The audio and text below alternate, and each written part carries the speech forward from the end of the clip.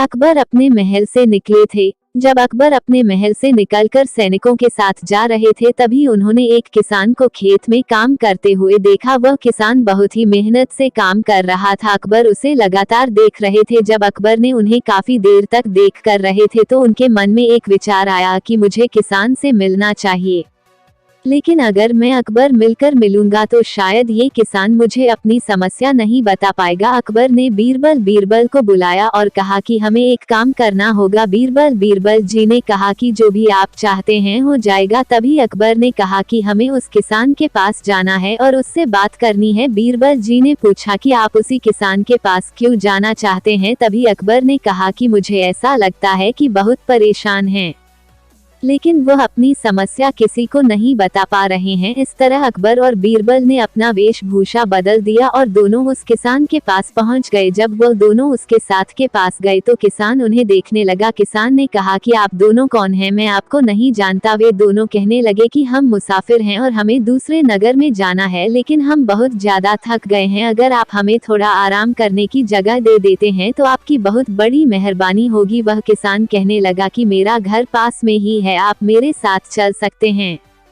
वो दोनों उसके साथ उसके घर पर जाने लगे। जब अकबर और बीरबल दोनों उसके घर पहुंच गए तो उन्होंने देखा कि उसका घर तो बहुत ही मामूली सा है। उसके घर में बहुत ही कम सामान है। अकबर किसान से कहने लगे कि मुझे ऐसा लगता है कि आप बहुत परेशान नजर आते हैं। किसान कहने लगा कि ऐसी कोई बात नहीं है, मैं अकेला रहता हूं तो इसलिए थोड़ी परेशानी मुझे होती है। मैं आपके लिए कुछ खाने के लिए लेकर आता हूं। बीरबल जी ने अकबर से कहा कि मुझे नहीं लगता है यह आपको कुछ बताएगा। मुझे तो ऐसा लगता है कि यह किसी को भी अपनी परेशानी बताने के लिए तैयार नहीं होता है।